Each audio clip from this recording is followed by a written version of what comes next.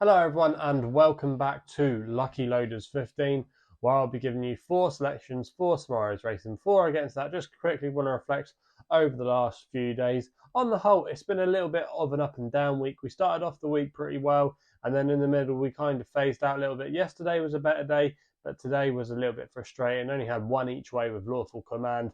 Nearly got the nap up with Rocco, who maybe in a few more strides would have got up to win the King George, and if he'd won it would have been a good day all round. But yeah, that's the way it goes sometimes. But yeah, hopefully we can end Glorious Goodwood on a high tomorrow. I've got one in the Stewards Cup at a big price, so stay tuned for that. Really fancy that one to run well, and yeah, hopefully we can have a good day. So let's get into it then. 4 selections for tomorrow's racing, and we're going to be going to Galway for the first one of them, where we go to the 2:30 with a horse called Blackstair Rocco for Connor Clark, claiming 7. He's riding for Emmett Mullins here, currently available at 9-1. I'm going to recommend a 0.5 each way selection. He was available at that price, 7 places with SkyBet.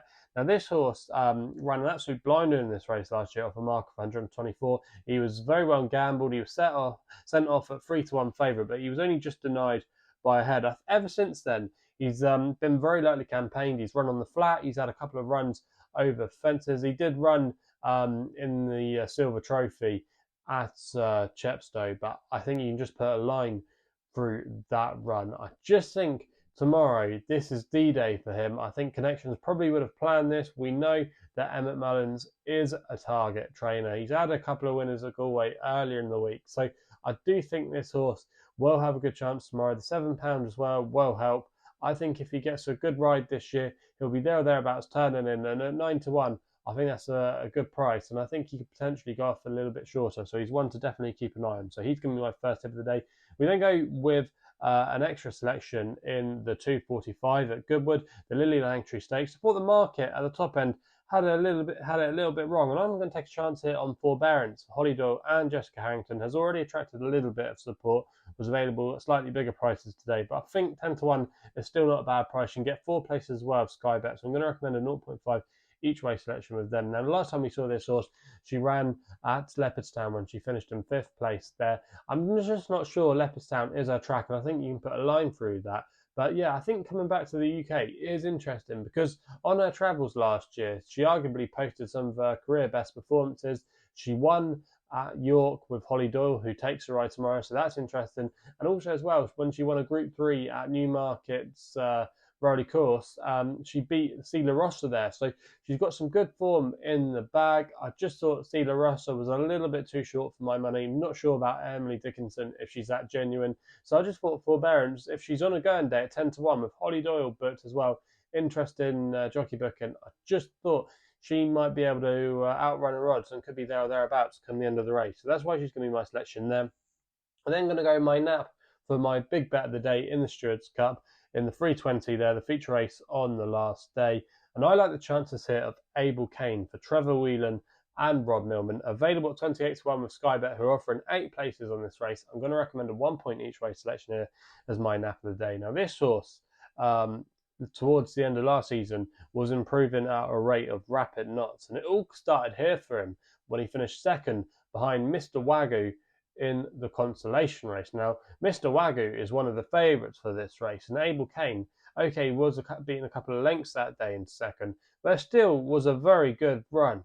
And Abel Kane has posted his best on at least RPR ratings, his best career figures this season when he absolutely romped home at Foss a couple of starts ago. He was turned out quickly again under a penalty last time at Nottingham. He was carrying a big weight. I just think you can put a line through that run. But when he carries under 9 stone, he's got a good record. Some of his best efforts have come with that. He is well treated still at the weights. He's £2 well in. He does have to carry a penalty for that winner a couple of weeks ago at Foss, but we know he's going to be handy. The draw is a little bit of one of those where you don't know if you want to be low, if you want to be high.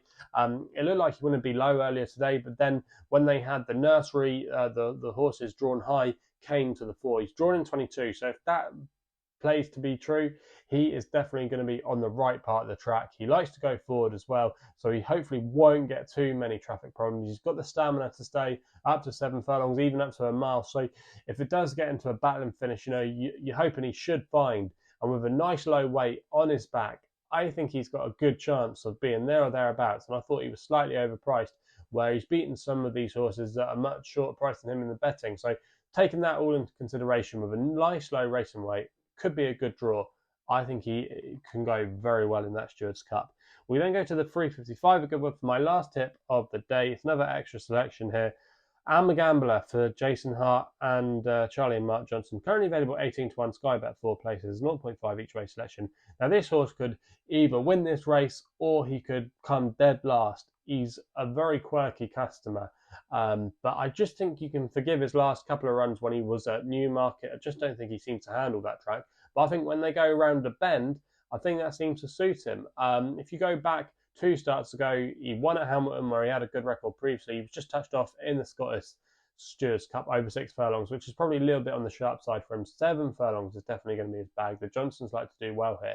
And also as well, he can be ridden quite versatile. He can come from off the pace, he can go forward. Jason Hart returning is a massive positive. He's got a good record on this horse. Still for tomorrow as well, so he's not drawn out in the car park. He's going to be in an ideal position if they want to go forward with him. And if they do, he might just take a little bit of pegging back. He is the top weight in here off 98, but I think when he puts his mind to it, he's a typical Mark Johnson horse. 1 week he can be brilliant, the next week he can be terrible, but I just saw 18 to 1. He was a bit overpriced there, in my opinion, if he is on a going day, and maybe tomorrow could be his day. So he's going to be my selection in the 355 at Goodwood. So they're the tips then for tomorrow's racing. Let me know in the comments box below what you're going to be back in tomorrow. Also as well, if you're still enjoying these videos, hit the thumbs up button, subscribe to the YouTube channel at LuckyLoads15. You can follow me on the socials where I'm available on Twitter and Instagram at LuckyLoader15. Please gamble responsibly, and we'll be seeing you again soon.